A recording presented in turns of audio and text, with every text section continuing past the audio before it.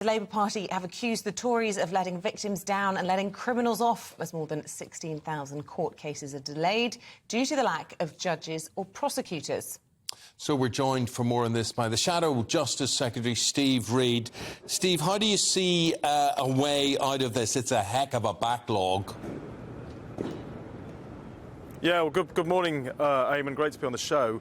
I mean, the situation is absolutely appalling with these delays in the courts. I mean, one of the things we found out is that if you are the victim of rape and you actually make it to court, and only, of course, 1.5% of reported rape cases ever get there, then 1 in 6 of those court cases gets delayed just before it's about to happen. The average wait, if you're one of those few people who is raped who ever gets to trial, the average wait today is over 1,000 days for the first time ever. That's nearly 3 years. Now, that is corrosive to a victim's sense of justice to have to wait that long.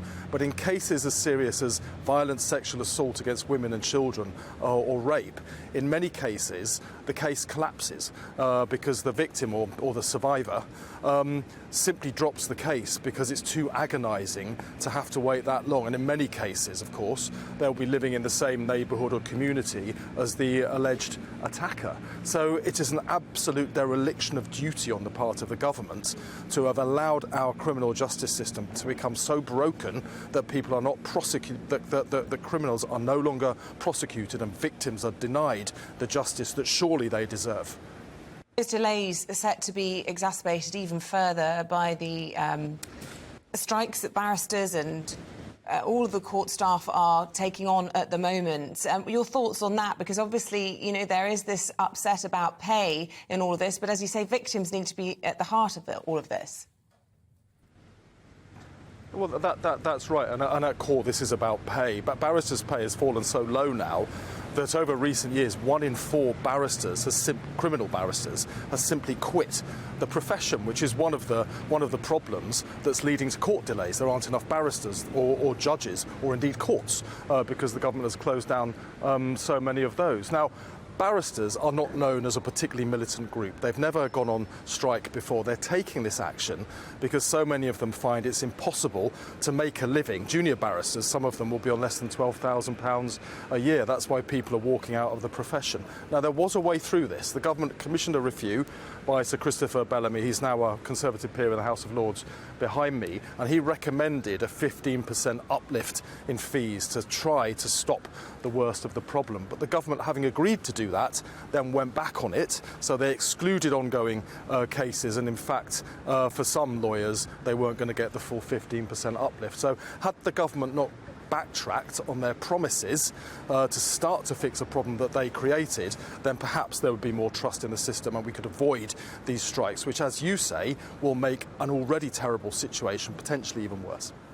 Steve, I'm going to give you something of a conspiracy theory to mull over here.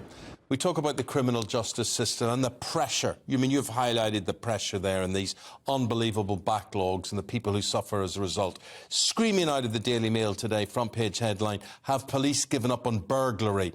Now, this is a report by the Policy Exchange think tank, and they're saying that detection rates are so low the public feel like house break-ins, for instance, have been decriminalised. And what I'm trying to say to you is, doesn't one thing play into the other? It almost suits the system, because if the police don't prosecute, then the pressure isn't there in the courts. The courts can't deal with it anyway, so let's all just forget it.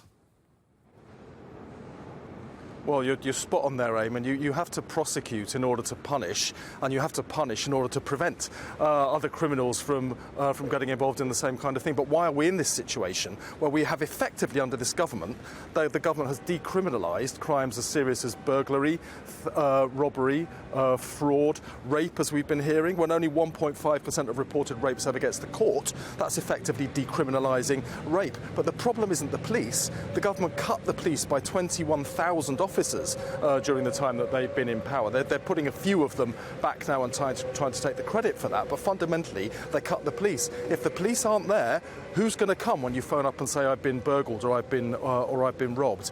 The fault lies with the government, Boris Johnson, and the Home Secretary Priti Patel, and the whole lot of them. They really have let go of the entire criminal justice system, from prosecution to the courts to the prisons. The whole thing is broken, and we have to now have a fresh start and a fresh approach to get tough on the criminals where this government has gone soft.